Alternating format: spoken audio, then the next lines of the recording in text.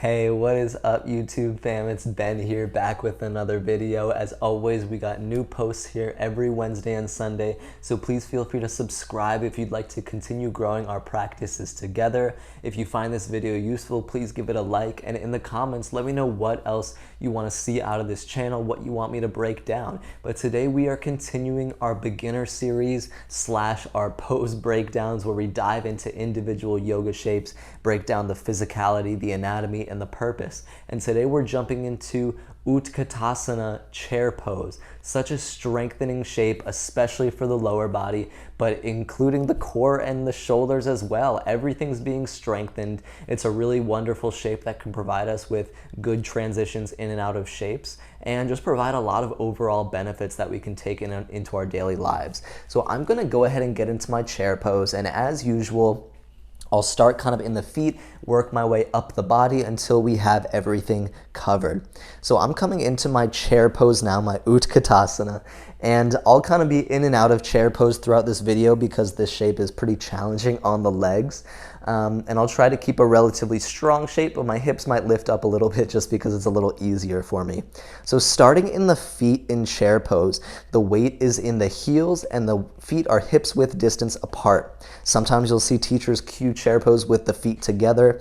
As I always mention, this is not what we're looking for from an anatomically correct point of view. You can see when I bring my feet together, my knees knock together in the middle. I'm putting more weight and pressure on the knees. I'm putting more weight in my hips and my low back, and it's just not as strong, especially when we talk about transitioning into different types of poses, coming up to Tadasana or stepping or jumping back into plank. It's really great to find that solid base. Hips width distance, so much stronger, so much more flexible and malleable to come in and out of, and so much safer for our knees. So bring the feet hips width distance apart, weight in the heels.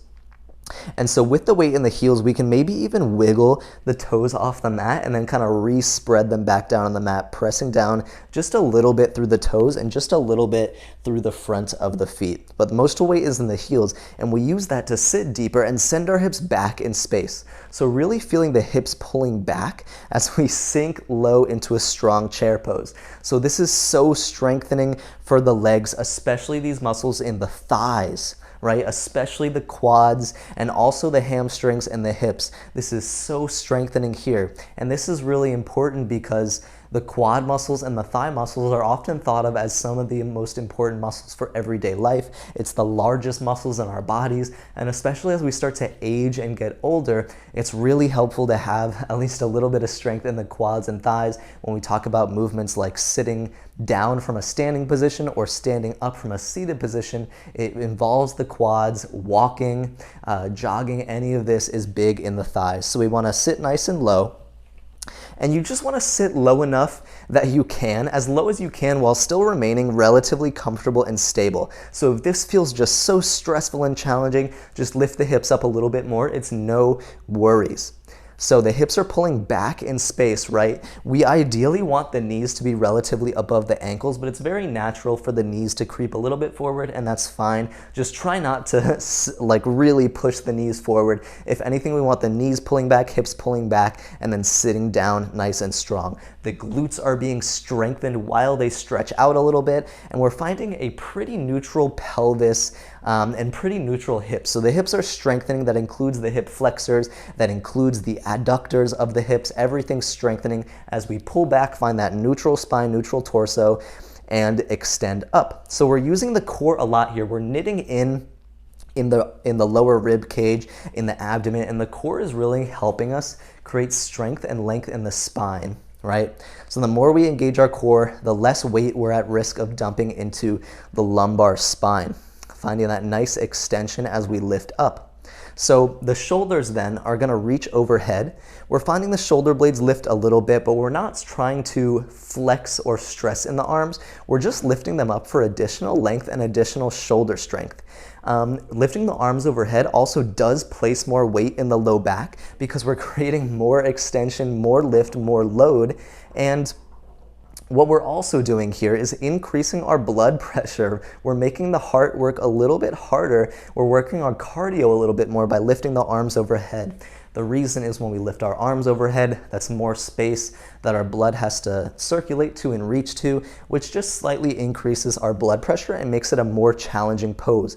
When we use the arms up overhead, we're also activating the shoulder flexors, and we're creating a lot more strength in the upper body. So if that feels uncomfortable for you, you can simply bring the hands down kind of to your hips or to your upper thighs, or you can even just rest your hands at heart center. Those are all really fair options. When it comes to the spine, again, it's neutral. And then when we get to the upper spine, we're finding a little bit of extension just to look slightly forward, but we're not trying to crank the neck up, and we're not trying to round the spine at all. We want that nice neutral spine, we want that lift, and we want to sit nice and low. So that is sort of my overview of chair pose. Again, really strengthening on the legs.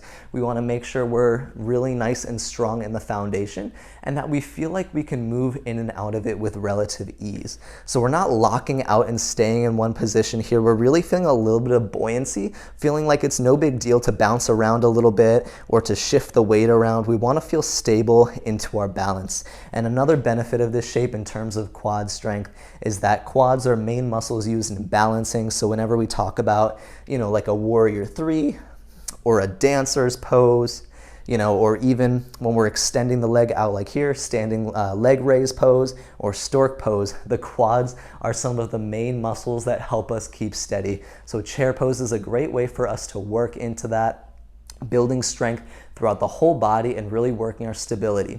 And it's very important, last thing I'll say, to breathe deeply. Really try your best to have that smooth inhales and exhales when you're in chair pose, because the body is working hard.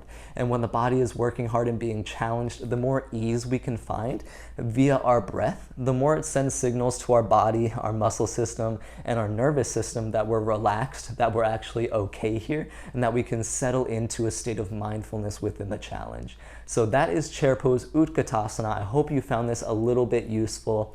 Let me know if you have any questions in the comments, other poses you want to see in the comments. I look forward to chatting with y'all. I look forward to continuing to grow on our journeys. Until next time, have such a beautiful rest of your day. Peace and love.